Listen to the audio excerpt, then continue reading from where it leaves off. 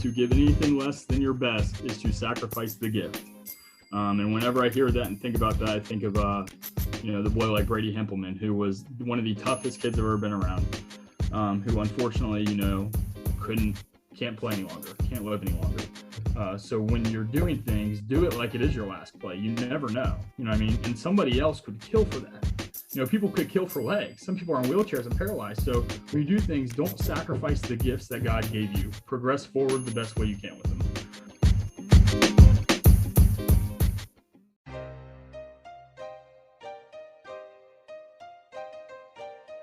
You are now tuning in to the Roughnecks Podcast with your host, Cole Nixon. Much love.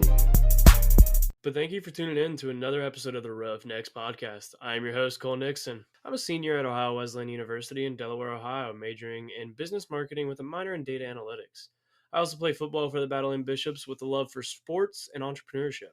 That's why I started this podcast. I wanted to be able to share the knowledge and advice of sports figures and entrepreneurs with all of you. Just about every week, I try to bring on a guest who is viewed as a leader and motivator in the world of athletics, coaching, entrepreneurship, business, and just life in general. A new episode is released every single Monday morning at 10 a.m. Eastern Time. Don't miss Motivation Monday at the end of each episode. Be sure to follow us on Instagram at Roughnecks Podcast and Twitter at Roughnecks Pod C1.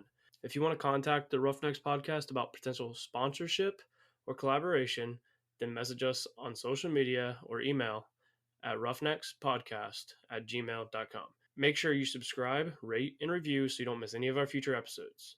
Shout out to Dante Fair for the podcast music introduction and P&H Studio for the logo. Now let's get into this week's show.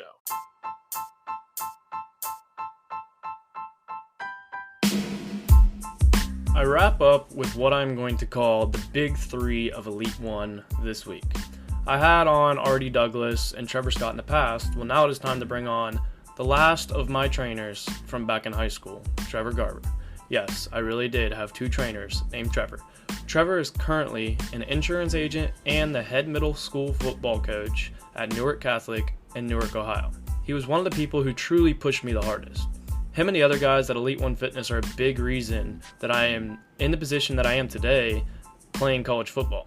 They may not have been able to help my 40 time due to the fact that I have no breakaway speed, but they helped me be able to record a pretty quick shuttle run if I do say so myself. I can change direction quick, but don't ask me to run a straight 40 yards. I'm just simply slow, and they couldn't even help that. But Trevor joins us this week for episode 23, and he will wrap up the month of February. But let me tell you, he's a perfect guest to wrap up this month with the topic of passion. In all honesty, he emulates pretty much every single topic that we will talk about throughout this year of 2021. But he truly does have a passion for teaching and coaching and mentoring others. He is definitely someone that I looked up to and still do. Let's get into this week's conversation with Trevor Garber. The Roughnecks Podcast is back with another episode. This is episode 23 and the final episode of February. February's topic, as we've discussed, is passion and love. My guest this week does a really good job of showing his passion, which we will dive into here shortly. But Trevor Garber, welcome to the Roughnecks Podcast. Thanks, man. I like the intro. It's solid. We met, I think it's 4 years ago now. Yeah, it's like officially 4 years when I first started training there at Elite One Fitness, and you were one of the trainers. Time flies. That's crazy. Yeah, I know. It doesn't seem like that long ago, but it really doesn't. It seems like just yesterday I was getting ready for my senior season. I mentioned this to both Artie and Trevor because I've already had them on, the other Trevor Scott, but yeah, I don't know if I never really said it then, but I think it's almost one of those things that you realize later. Like, you guys are a big part of the reason that I'm in the position I am today, like playing college football like in my fourth year of college football, if you want to call it a fourth year with everything that's happened. But I just wanted to say thank you off the bat for everything that you guys did for me. And especially you pushed me.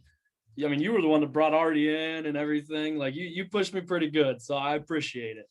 Absolutely. Well, and I appreciate the words.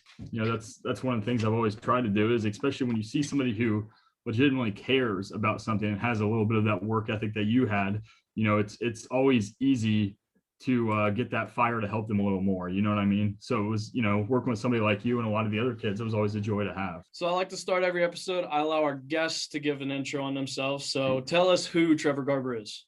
Yeah. So, and, we'll go over a couple things that make, what you would think would be a reason why I should be on here for passion. But, so I'm from Newark, went to Newark Catholic, big football guy, obviously. I dislocated my kneecap 20 times before my senior season and had 2 knee surgeries, right? So I just didn't want to stop playing. So I just kept trying to play anyways. Played in the all-star game with a broken leg. Didn't realize it was broken. I thought I was just being soft about it. I thought my shin just kind of hurt a little bit. But I had 2 screws in because of the knee surgery, right? So they put the screws in to shift my shin bone over. And when they did that, basically it created a weakness in the shin bone. So when that happened, obviously there's some issues there that I didn't realize were as dire need as they were. So tried to play at Otterbein and just kept having issues. Eventually broke my leg even more. So that caused some complications there for trying to play college football. So from there, I started the business with Trevor Scott, got into fitness, doing all the above there. And it was great, but I had an opportunity and I still had that passion to get back into coaching, right? So one thing when you do that is, yeah, you're a coach, but you're also doing stuff for 16 hours a day. And my big thing is football. So I couldn't do what I want to do the most in life. So I had an opportunity I couldn't really turn down to take more money, being an insurance agent and, way more flexible hours. So it was kind of a no-brainer for me to get involved in that. As hard of a decision as it was, with the free time I have now, I'm able to help coach the kids in the sport I love. So yeah, that's just kind of a background of who I am and where I'm at now. So as I've mentioned, it's pretty obvious you have that passion to help others. So where did the inspiration for training come from? What made you decide to finally to get into training to start? So that's kind of crazy because I was always I was always kind of soft when I was a kid. I was not soft. I'd say I was tough, but you're gonna say you're soft, but you played with a broken leg. Right. So maybe soft's the wrong word there, but it was, I was kind of lazy. I always tried to get by with just athletic ability. I was always quick and fast and aggressive. And I thought I was oh, shit, what else do I need? I'm quick, fast, aggressive. I don't need to get stronger. I'll just out quick everyone. I got speed. And then I quickly realized when you get to high school, you're oh, okay, this is a different level. You need to get better. So, I had my older brother just on me every day to go work out. So, that was kind of a big start there. And you're going to see too, with Britt Wilder, who's going to help us coach this year when you join the staff. I mean, he's just a workhorse, and you look at this guy and what he did in a year in front of me. He was 1 year ahead at Newark Catholic, and he was a stud. I think he was the year he was a senior. They did 2 Mr. Ohio's. So they did big division and little division, and he was 1 vote away from the Mr. Ohio little division, right? So he was a stud, but you just saw how hard this dude worked. And, it was always something I cared about, but I didn't realize what you needed to do until you have the examples around you and they show you what it takes to get that done, And that's why, with the training and why I got into it and why I love it is, now I can help these kids and show them hey, you know what, you think you got it here and everybody's telling you this, but let me tell you the truth. This is the work you got to put in. This is what you need to do. If you want this, you want to achieve this stuff, this is what's required to do that. Oh, exactly. I look at too, you just said, you almost sometimes especially when you're that stud and you're the guy when it comes to high school athletics, you don't realize, or even middle school, you don't realize you can't stop. It's you just start to get complacent and you can't stop. And, I had the rude awakening, I thought I could go play D2, D1. And I say this on a lot of episodes where you get to that D3 level. People don't realize how competitive D3 is too. Right. And you get there and then all of a sudden you're oh shit. It's the talent there's a ton of talent everywhere.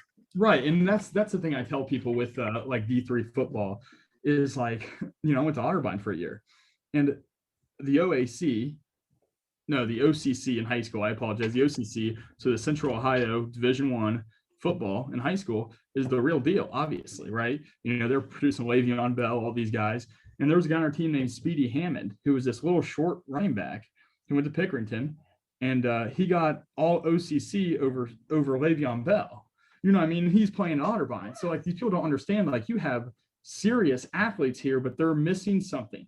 There's always something. So either it's injuries, size, height, Maybe their 40's not quite good enough. Maybe their bench press isn't what it needs to be. But it's not like these guys aren't football players.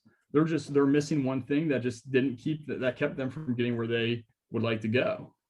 Oh, the talent in Central Ohio is ridiculous. Like in a lot of sports, especially Seth Towns is playing at Ohio State. He went to Northland, which is not in the great part of town, Right. and got a degree. He graduated from Harvard, and now he's at Ohio State playing basketball. So people are trying to find ways out, but it kind of goes to show, he was, I think, the Ivy League Player of the Year in that conference. It goes to show the amount of talent, and especially Pickerington's winning Central's winning state championships. The amount of talent in Central Ohio is ridiculous. Well, and that's the big thing too, is it's like you talk about passion and work ethic and things like this. I tell all these younger kids, because my whole thing is to promote a culture for them growing up and as they get older and maturing as men. It's it's great that you guys are competing with each other at your small Division VI school that tries to compete in all the sports it possibly can, right? But you have to understand you're competing against everybody. Prime example of that is Ohio wrestling's the real deal. There was a guy from Georgia who was a state champion in Georgia, comes up to Ohio and doesn't even make sectionals. So, you always got to think about, who are you competing with? Are you just trying to compete with who's the neighbor next door to you, or are you trying to compete with everybody you're going up against? Exactly. So you got into the coaching world, but last year, I believe, was your first year, correct?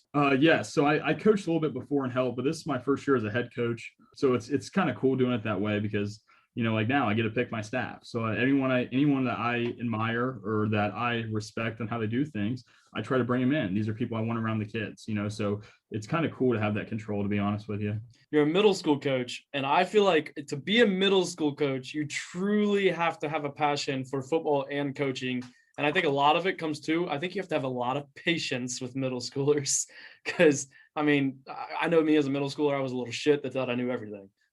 That's still me today, but you get better at it. But so tell me what you think is the hardest thing to handle as being a middle school coach. Oh man, that's a tough question. I'd say consistency, but I guess that's hard at every level. But you never know. One day you get a kid and they're on a tear, and you're like, man, and he's a 7th grader playing with these 8th graders, and I'm like, dude, he might be one of our better players. And then put him in a game time situation, he drops a couple passes and misses a couple tackles, and you're like, all right, maybe he's not ready. But it's the consistency and the focus is the biggest one there. And again, I try to relate to them the best I can. I understand they got things in life. I understand they're trying to get girls. You know what I mean? They got a lot of stuff going on. They're stressed out about this, and this. So I try to make it more of an outlet for them to come out here, let's compete, and all you have to do is worry about focusing on this. And to their credit, we have a good group of kids. That's not really a problem. My big thing that I always try to do is just instill toughness. How do we get you tougher? Because at the end of the day, things are going to go wrong, and sometimes you might get your ass kicked by 26 points. It is what it is. But if you do that, though, the guy going home that was lined up across from you, I want them to hurt. I don't want them to feel good getting on the bus. It wasn't a good win for them. Yeah, they won the game, but the guy that lined up across me beat my ass the whole time. I'm hurting. You know what I mean? So it's instilling a mentality to that, which is, it's hard sometimes.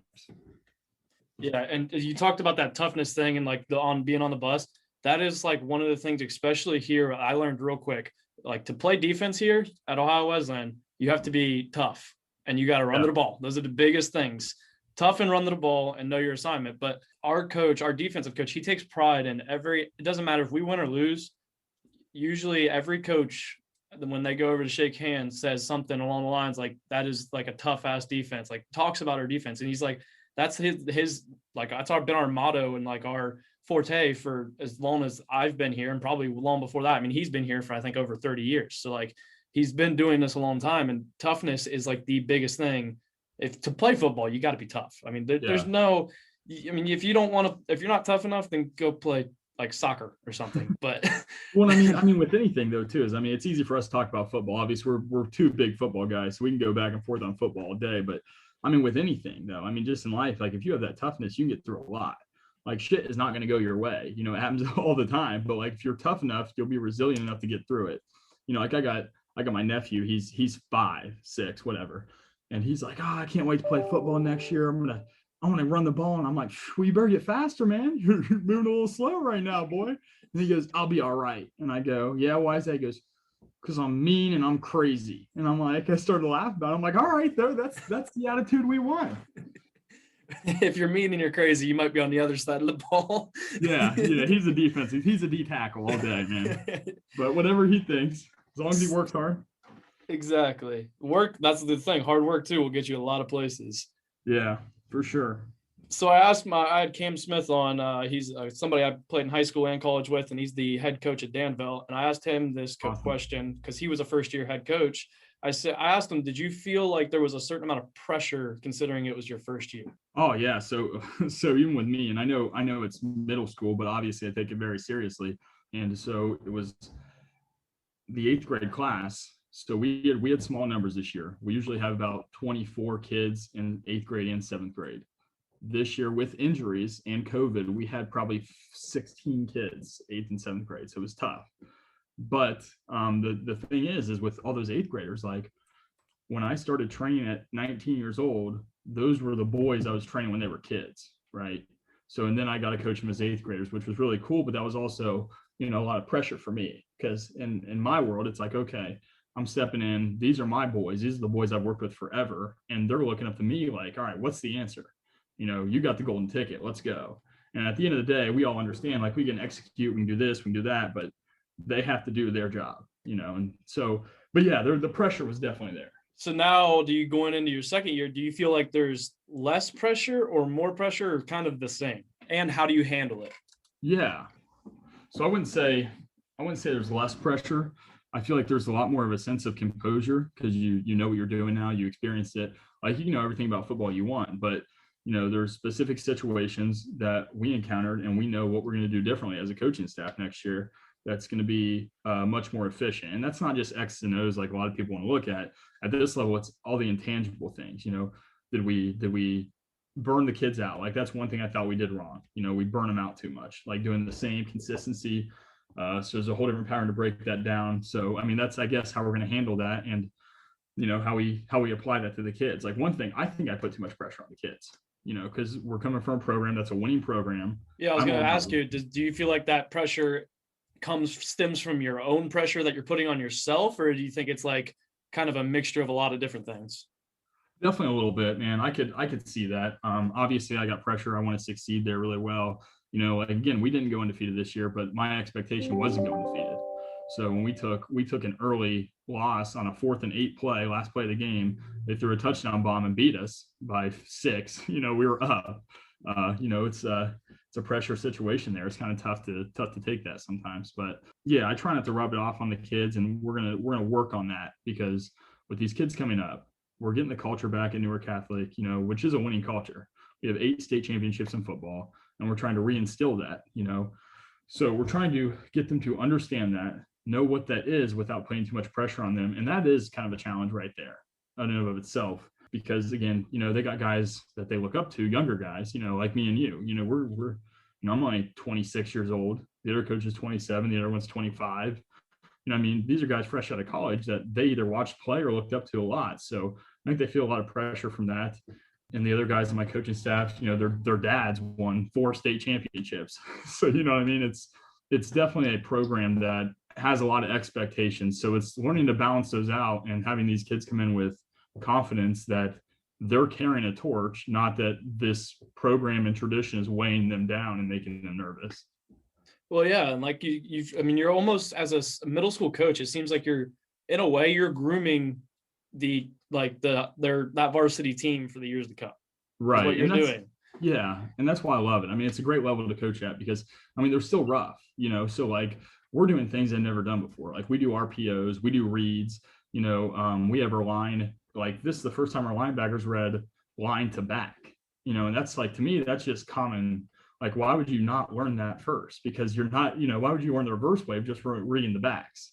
So like, we're trying to completely change their mindset. So by the time they do get to that level, they're a level above, because we're going to play bigger schools. When you play bigger schools, you got to be smarter, you got to be tougher. So we're trying to get these kids smarter at the right level to develop in the future. Well, yeah, and it's like, I wish, because I look back at, even in high school, we ran very basic defensive schemes. I'll never forget, like, the first day of install in college, fine. Second day, all right. That third and fourth day, all of a sudden, I'm like, whoa, like, and this is like 3 of like 27 installs, and I'm like, whoa, like, it Right. just hits you all at once. And it's a good thing to teach that, like, those little things they're not super complex. They will seem complex at first, but it becomes second nature, like, through repetition and stuff. So it's a good thing, like, that you're doing that and teaching these kids some of this. I mean, it's a very little thing that could make a big difference, especially come later in their career. Yeah. One that's the thing too, is, it's simplifying complexity. Like, again, like, when I sat down in installs on defense, I knew everything in front of me. I was a front seven guy, right? So I played every position in the front seven. Favorite was inside linebacker, played a lot of inside linebacker. But, growing up until my senior year, I played everywhere else. So I knew everything inside the box. And then we're going over, and then we get to installs for college, and it's all about coverage first. And I'm like, shit, I don't know anything about coverage. Like, we're playing in a running league. I know to drop to my zone. I know to get back. I know to look, got the guy coming across the middle. But, like, I didn't know. And they're doing all kinds of stuff, running man if they switch off here, things we never did before in high school. So that was a wake up call. So I always try to explain to these kids when we talk about things. I go, all right, we're gonna run a cover 6 here. And they're like, do you know what a cover 6 is? No. I'm like, all right, you guys all play Madden, right? Yeah. All right, when you play Madden, you got this going on here. So I always try to make it a visual experience for them, because, again, all these kids play Madden. If they're playing Madden, make it something they relate to, that they're doing on a consistent basis. And I'll say this, I know that when I started learning coverages, like learning more and more, I guarantee that when they're sitting there playing Madden, they'll think about their coverage before they pick it. They'll, like, think about what makes more sense, because that's what I started doing. I'm like, this is part of the reason I was like, I need to get into coaching, because, like, I would look at it on Madden and be like, oh yeah, like, this makes more sense. It's third and whatever. I need to run this type of coverage and stuff. It makes a world of difference. It's crazy. Like, like our big thing, we ran at Tampa too. But we ran it kind of differently. Like, we had one of our corners bail, our backside corner would bail, and then our front side safety would roll down to the other coverage, and then our Tampa guy would be the safety. And the reason we did that is because that was one of our better players, so we wanted him to have that Tampa zone. You know what I mean? So he'd get up and back pretty quickly there. So, but things like that they understand. So, like, these kids would come to practice and go, "Yeah, we're on Tampa too. I'm Madden all the time now." Like, it's great. So what? What is your favorite thing about coaching? Oh man, so it has to be the unity, because it is a family. It's a really tight knit school team. Everything, like the guy running the offense coordinator. He's one of my best friends. He was my college roommate. And the fact that I get to see that guy every day that I wouldn't see every day without this, things like that are really special. We saw it recently in a tragic way. We had one of my players actually passed in a car crash driving home from a basketball game last Thursday. Got ejected from the car and was dead on the scene. So, but what you saw you saw the entire community raise over $100,000 for the family. You go to calling hours. I see all the boys there. I make sure they're doing okay. They're all together, and they'll walk through the line. And, the line was so long, it was a 4-hour wait to see this boy. And, you experience that, and you experience, like, the family aspect to things like that. And that's definitely got to be my favorite thing. It's because you're creating a loving atmosphere, I guess. And not to cut you off there, but, like, you're creating much more than just winning, toughness, building, you're creating a family together. And that's one thing I'll give credit to all of Licking County in general too, because you saw not just, like, Newark come together, you saw, like, Heath, Johnston, Mm-hmm. like, every single community. And that, like, yeah, we all play each other, and yeah, we'll hate each other at times when we're playing each other, but at the end of, like, nobody wants to see what happened. No, that's not something that anybody wants to see. Right. And you just saw, like, a sense of togetherness for that whole like our whole county, which is something that goes to show, like, and I mean, I will say, I feel like Newark is one of the ones that draws it all together in general, like that, in that city of Newark, because I don't know, I feel it's almost like everything sort of is around Newark, and then, like, everybody kind of comes, like, together in that way. So I give Licking County a lot of credit, and I'm proud to be from Licking County from that aspect. Right. And it's almost kind of crazy too, like you said. I was was talking to one of my buddies the other day, a client of mine. I do his commercial business and his personal stuff, and he was going on about how he was snowboarding in Colorado, but he's like, yeah, but I'm happy to be back home, and I'm like, yeah, absolutely, because the thing that's special with Newark, it can be the boringest ass place in the world, right? Or anywhere. I mean, there's other great places, but it can be boring as hell. There'll be nothing to do. There's not beaches. There's not any hot ass girls in bikinis walking around. You know what I mean? But the people here are great, because at the end of the day, when you need somebody, they're there in a drop of a hat, and you can't replace that.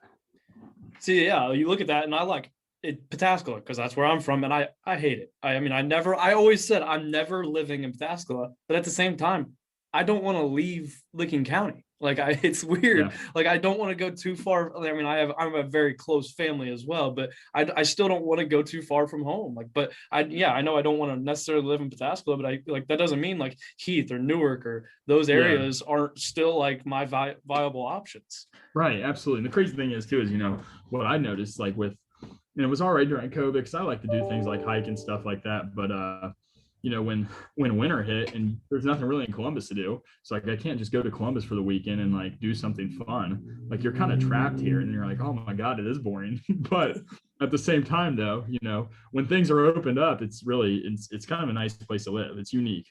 Really obviously not the prettiest, not the coolest things going on, but Buckeye Lake's got some got some events every now and then.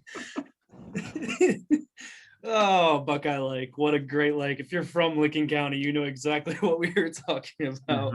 I got 12 toes for a reason, man. I was there too much. Hey, I've always heard that if you swam in Buckeye Lake as a kid, you won't get the coronavirus. That's why I haven't got it, I think. Exactly. Knock on wood. But have you had to be quarantined for that yet? For what? COVID? Not exactly. I mean, we had to get quarantined right when we first came to campus last semester, but I've never had it, so I'm still in the clear as far as I know. I just got tested today, actually, for I think the 11th time. That's wonderful. The joys of playing football, that you get tested a lot. Right now we're getting tested 3 times a week. So that's insane. Yeah. I've not got tested once, so knock on wood. So I'll go back to one more coaching question. Since you coach both 7th and 8th graders combined, and you said you had limited numbers, does that make it harder or easier in a way? Oh, it's way harder. I think next year I'm excited to see what these boys I've already had last year and how they can progress. But I mean, you got to realize, like when you talk about the puberty gap for men specifically, I mean, we used to practice the 8th grade. We were in 7th grade, and they beat our ass. They were double our size. I mean, the difference between 7th and 8th grade is night and day. So, I mean, you're looking at probably these kids are probably going to gain 50 pounds of just bone and height. So, I mean, it's kind of it's hard. It's hard to do that, I would say. So I got a few final questions. What do you feel is your biggest passion? Ooh, teaching, coaching, definitely. It's obviously football, but I mean, if it wasn't football, I'd be doing something else. I think that's number one. I love seeing the youth develop into something better than what we had and where we were, and making things better than what it could be, because the big thing is like when you talk about getting involved at all, I was like, man, give this guy a call to coach the middle school. I wasn't even going to apply for the job. I thought about it. I'm like, if it's not me, it's going to be someone else that maybe isn't as good as me. So I might as well step up and do my thing and do my part, and everyone should look at it that way. Is eventually somebody else is going to take that role, and they're probably not going to do it the best that you can, so you might as well step up and do what you should do, even though it's not what you think you should do because of your own self-doubt. Oh, doubt will kill any progress. Like it's worse than failure. Doubt will kill it. Yeah. So another question, if you could go back in time, I ask all my guests this, if you could go back in time and tell yourself one thing, when would it be and what would it be? Oh God. So I have 2 of these. Number 1 would be don't go to college. I've actually heard that a lot. Save all the debt you possibly can. Number 2 would be I would tell myself in 7th grade to work out harder. I will. That was you. I mean, you talked about, your older brother riding you. That was the same with me. Like I look back at when I was, you don't want to do it. You're like, why? Like you don't see the point in it. But then like all of a sudden, I think partially because of like how I looked up to my older brother, like I wanted to be in the weight room. Like come my 8th grade year, I wanted to be in the weight room as much as possible. Like I was staying after school to get an extra lift in. Like, so yeah, I mean, that is actually good advice, especially if any younger kids listen to this, that start working out earlier. And yeah, get that craving early. That's the biggest thing. Get rid of that complacency about it. Like the more you stay consistent, the more you're going to get like a craving for it, opposed to just complacency. Like, God, it's Wednesday again. I got to do legs. You should be like, hell yeah, let's bust this out. Let's get better today. You know what I mean? Oh, and the one thing too, people hate doing legs and whatever. I love doing legs. And one of the things I learned here, and I knew it a little bit before, is I've heard fake it till you make it, because you're going to hate it. And if you just keep telling yourself, you know what, I love it, let's do it. Like that's what, when we've been practicing, it's 20 some degrees, less than 20 degrees outside. I'm like, you know what, I'm warm. Right. I'm warm. I just keep telling myself I'm warm. I know I'm cold. I'm freezing my ass off, but you just got to keep telling yourself just to keep pushing through. And so much is mentality too. You know, I'm kind of big on manifestation, where like, you know, if you to an extent, like if you truly just think about negativity all the time, like this is going to work here, this is going to work here. Well, yeah, you lost before you even got there. You know what I mean? But if you already promote yourself and you believe in yourself and you force yourself to believe in yourself, you keep telling yourself these things, you have more of a chance of progression towards that direction. Exactly. I mean, how many times have you seen in like coaches where they probably don't think they're going to win this game? Like if they're a small, like tiny school want to play Alabama, like there's a little chance, but you have to like literally just spark that fire and keep saying it and trying to convince your players that, you know what, we are going to win this game, and not saying we might or maybe we have a chance. Like you have to keep saying like we are, like this is going to happen. And you never know, like it might give them that extra 10% when they're playing that they need. Right. Well, and you see it too at that level, like you said, Alabama versus, you know, they're probably playing Northeast, West, Alabama State because they're cheaters. However, you know, that's not here nor there. You can always tell that those schools are way outmatched. They're probably going to lose, but they compete. You know, it's like Appalachian State when they played Michigan that year, the biggest upset of all time. Like Michigan was not Michigan is now. You know, they were actually legitimate back then. And, you know, that team came in there and they believed they could win that game the entire time. Exactly. So last question before we get on to the final segments. What are the goals of Trevor Garber going forward? Oh man, so goals. I want to create a book of business that is extensive here. They call it a big mark for insurance business. Being a non-captive agency is $1 million book. So I want to create $1 million book of business. But with anything too, it's like I just want to help and develop the community the best I can. You know, with same thing with sales. You know, I think I'm good at sales because I'm genuine. Like I don't try to bullshit somebody. I just try to tell them like, hey, you know, this is what's in your best interest. This is what you should do. And how do you want to proceed forward? So big goals for me moving forward is to develop my book of business and insurance. And let's win some games next year. You know, football related. Let's win some games. That's always a good goal to have. So this leads into my favorite part of each episode. It's time for Motivation Monday. Motivation Monday is where the true passion usually comes out. Since our episodes come out every morning or every Monday morning at 10 a.m. Eastern time, I feel that's good to give the Roughnecks listeners a little inspiration to get their week started. So what do you got for Motivation Monday? Yeah, absolutely. So I actually have 3 takeaways here. And the first one is to give anything less than your best is to sacrifice the gift. And whenever I hear that and think about that, I think of you know, the boy like Brady Hempelman, who was one of the toughest kids I've ever been around, who unfortunately, you know, can't play any longer, can't live any longer. So when you're doing things, do it like it is your last play. You never know, you know what I mean? And somebody else could kill for that. You know, people could kill for legs. Some people are in wheelchairs and paralyzed. So when you do things, don't sacrifice the gifts that God gave you. Progress forward the best way you can with them. Secondly, you know, spend time to think of who you were today, who you want to be tomorrow, and what can I control to get there right now. You know, that's always what my big takeaway at every practice is think about who you are today, right? So if you're the second string, if you're the starter, who do you want to be tomorrow, and what did we do today to get there? And with that, I tell them, take 10 minutes to think of that. You know what I mean? Don't rush through your day. Don't get on your phone every 10 seconds. You know, spend time to think about yourself and reflect on who you are. And I think that's huge, and everyone should do that. Lastly, the person you hate is working hard to beat you. right? Everybody's got that guy. Everybody's got that guy they don't like. It can be it can be the guy out in California that just his attitude, how he is. He's probably yuppie living in a $2 million home. Whatever stamp you want to put on that guy, think about that guy because he's busting his ass right now. If he's working harder than you, then we need to do something better. That's some good shit. I love the thing you said about don't rush through your day and don't give up an opportunity because, I looked at, you almost take it for granted. And then all of a sudden before my eyes, I didn't have a senior season of football because COVID took it away. I would have never expected that to happen. And then I will be honest, I sat there and I looked back and what if I'd have done this a little bit harder? What if I'd have, because last year, the year before my junior year, we were one game away from being a conference champion. And you look at it and you're like, what if I'd have done just that little bit extra? So don't ever take, like you said, don't take that stuff for granted because you never know when something could be taken away from you in many different ways. It could be taken away from you. Yeah, absolutely. And that's the thing with tragedy and loss is you realize that all you do have is the present.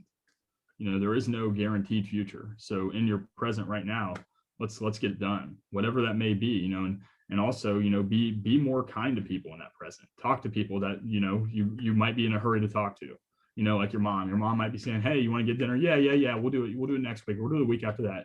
Call your mom, get dinner with her, do things like that because the guaranteed future isn't there. Exactly. Now, the final segment of the podcast, the newest segment, is called Rapid Fire. Rapid Fire, I will ask you a handful of this or that questions. You can answer them as quickly as possible. Are you ready? Oh, yeah. I'm ready as I'll ever be. Coaching or training? Coaching. Offense or defense? Defense. Defense or special teams? Defense. Night game or afternoon game? Ooh, night game. Middle school or high school? High school. Night owl or early bird? Night owl. Ohio Wesleyan or Otterbein? You know what? My loyalty's with you, Cole. Ohio Wesleyan. All right, then let's see about this one. Newark Catholic or Watkins Memorial? Oh, that's not even close. Dude. Let's look at the records. Newark Catholic. Oh, don't bring in records into it. I went 2-1 in high school against you guys, so I'll take that. Yeah, that's not bad, man. There you go. Yeah. So that brings us to a close of this episode. Thank you, Trevor Garber, for joining the Roughnecks podcast. Can't wait to be on the field coaching beside you here in the near future. I can't wait either. We're blessed to have you. This is Trevor Garber. Thank you for listening to episode 23 of the Roughnecks podcast. See you next week. But for now, Roughnecks out.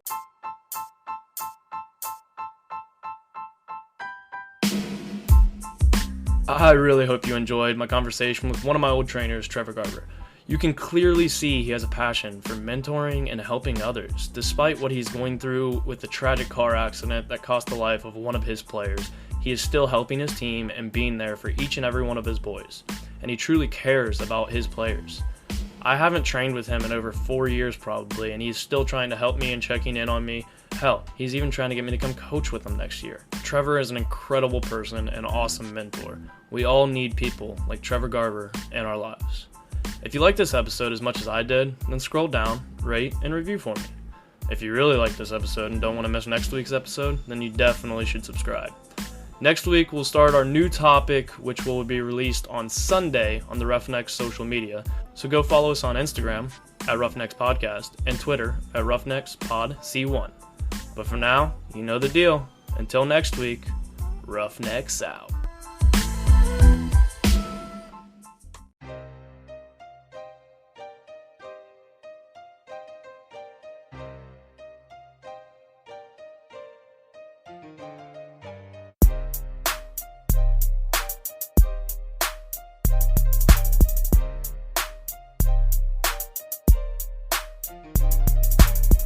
Oh, thank you.